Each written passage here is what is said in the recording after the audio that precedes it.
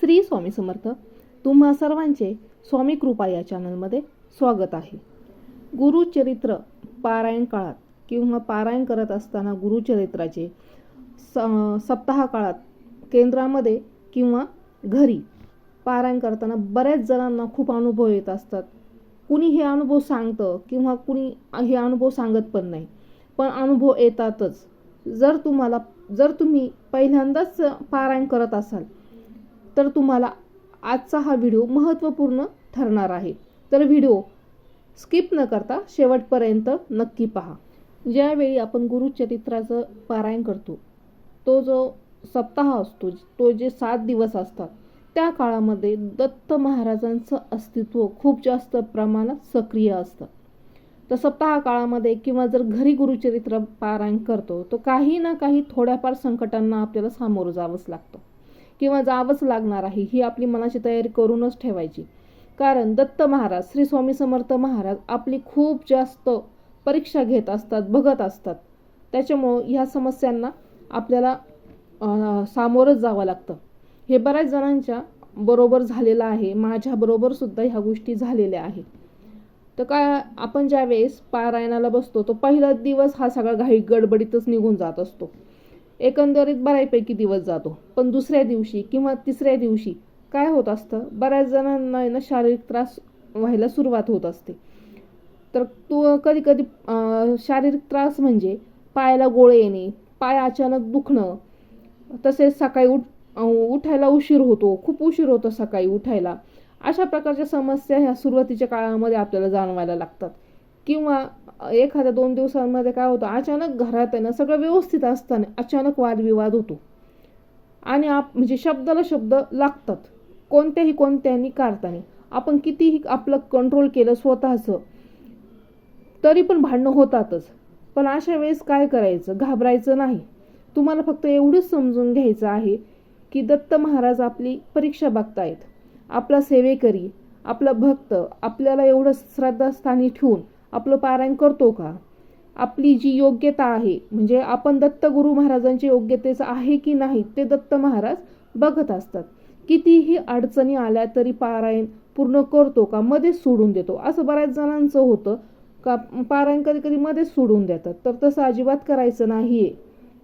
पारायण शेवट पूर्ण करायचं आहे.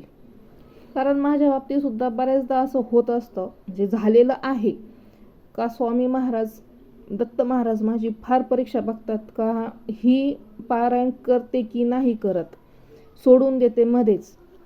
तर असा माझा एक अनुभव तुम्हाला सांगते का मी पारायणाला बसले सप्ताह काळामध्ये. मुलगी लहान होती माझी आणि 1-2 दिवस झाले. तिसऱ्या दिवशी रात्री झोपलो आम्ही, एकदम व्यवस्थित होती ती, तिला काहीच झालेलं नव्हतं, एकदम व्यवस्थित जेवण वगैरे करून ती झोपली. आम्ही आपलं खाली चटईवर एक रजई वगैरे टाकून झोपलेली होती. थंडीचे दिवस होते त्यावेळेस. आणि रात्री 2 वाजता तिला अचानक उलट्या सुरू झाल्या. ती माझ्याजवळ झोपलेली होती. तिला अचानक उलट्या सुरू झाल्या. उलट्या इतक्या प्रमाणात सुरू झाल्या तिला का जे आमच्या अंगावरचे कपडे होते आम्ही पांघरलेले आणि जे खाली टाकलेले अंथरलेले कपडे होते ते सगळे खराब झाले. प्रश्न असा होता का तिला काही प्रॉब्लेम नव्हता, ती कॉटवर पण झोपू शकत होती. प्रश्न माझा होता का मला झोपायला कपडे आणि अंगावरचे पांघरलेले कपडे आता शिल्लक नव्हते. तरी पण रात्री तिच्या ज्या उलट्या झाल्या, ती साफसफाई करता सगळं करता मला रात्रीचे 3 वाजले होते. परत दुसऱ्या दिवशी लवकर उठून मला स्वयंपाक पाणी सगळं करायचं होतं आणि 8 ते 8:15च्या दरम्यान केंद्रामध्ये टच करायचं होतं. मी एवढ्या ह्याच्यात तरी मी पहाटे 5 वाजता उठले. अगदी 1-1.5 तास झोपले त्या दिवशी सुद्धा.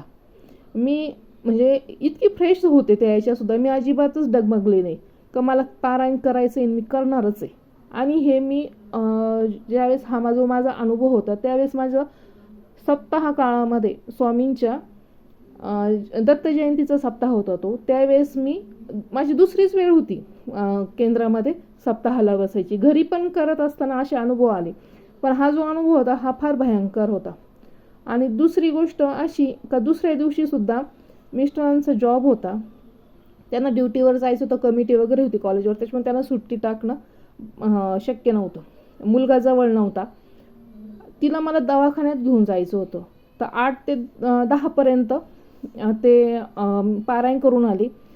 आणि मला केंद्रातच फार उशीर झाला, म्हणजे मला निघताच आहे ना तिथून. पण ती घरी झोपलेली होती, तर मला केंद्रातून आहे ना निघता आहे ना, का मला घरी यायलाच 12:30 वाजले. 12:30 वाजले. तिथून पुढं मी तिला दवाखान्यात घेऊन गेले. दवाखान्यात घेऊन तिथं नंबर होते, तिथं बसलो त्या लाईनला, आणि घरी येता करता आम्हाला 1:30 वाजला. 1:30 वाजला. त्यानंतर मी जेवण वगैरे केलं आणि माझा म्हणजे हे सगळं करता, बाकीचे जे कामं आवरता करता मला 3 वाजले. म्हणजे मी एक क्षणसुद्धा अशी बसलेली नव्हती, मी कंटिन्यू कामात होतो. असा तो दिवस गेला आणि 3:30 वाजता माझी प्रहर सेवा होती. मला परत केंद्रामध्ये टच करायचं होतं. म्हणजे इतकं भयानक, म्हणजे मला श्वास घ्यायला सुद्धा वेळ नव्हता, असा हा माझा त्यावेळेसचा अनुभव होता. आणि अशी माझी परीक्षा स्वामी महाराजांनी खूपदा घेतली आणि मी न डगमगता, न काही हताश होता, नाही मला करायचं, माझ्या पुढं फार संकट येत गेली, माझी परीक्षा पाहिली. आणि आता जर मी पारायणाला बसले ना, तर म्हणजे मला कोणत्याच संकटांना सामोरं नाही जावं लागत. माझं पारायण अगदी व्यवस्थित होतं, मनासारख्या सगळ्या गोष्टी होतात. म्हणजेच खूप महाराज परीक्षा घेत असतात, हे मला तुम्हाला सांगायचं आहे. न डगमगता तुम्हाला ह्या गोष्टींना सामोरं जावंच लागणार आहे. तर हा माझा स्वतःचा अनुभव आहे, हा मी तुमच्याबरोबर शेअर केला आज. तर ह्या ज्या गोष्टी आहेत, तर ह्या गोष्टी का होता मग? कारण केंद्रामध्ये ज्यावेळेस आपण पारायणाला बसतो ना, तिथं फार ऊर्जा असते, तिथं आपल्याला कधीच काही अडचणी येत नाही. पण ज्यावेळेस आपण घरी येतो, आपलं घरी जे पारायण करतो आपण, तर त्यावेळेस काय होतं, आपल्या वास्तूमध्ये दोष असतात, निगेटिव्हिटी असते किंवा कोणत्या वाईट शक्ती असतात, ती आपल्याला आहे ना ते पारायण करू देत नाही. आणि आपल्याला काही ना काही शारीरिक त्रास होत असतो.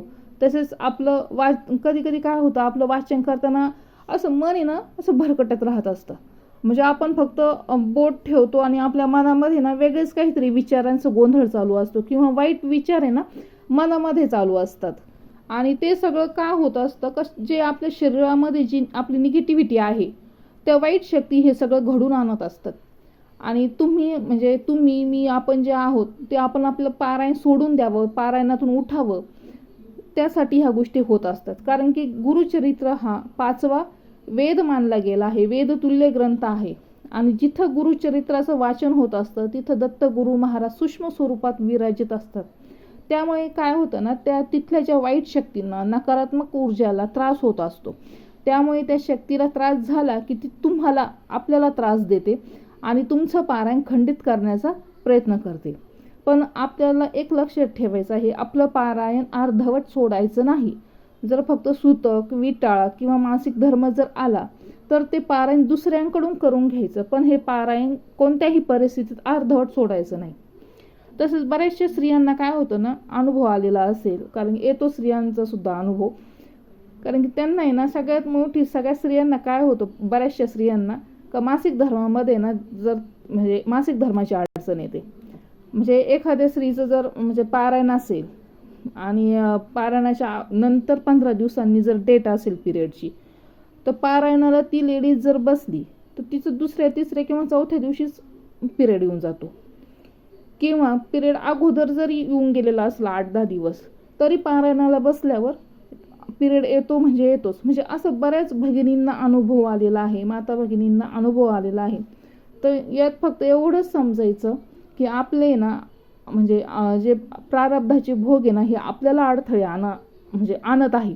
कुठेतरी वाईट शक्ती आहे जी आपल्याला अडथळे आणते, असं समजून परत एकदा आपल्याला नंतर कधीतरी हे पारायण पूर्ण करायचं. आणि जे आपलं अर्धवट पारायण राहतं, ज्यावेळेस मासिक धर्माची अडचण येते त्यावेळेस दुसऱ्यांकडून ते पारायण करून घ्यायचं.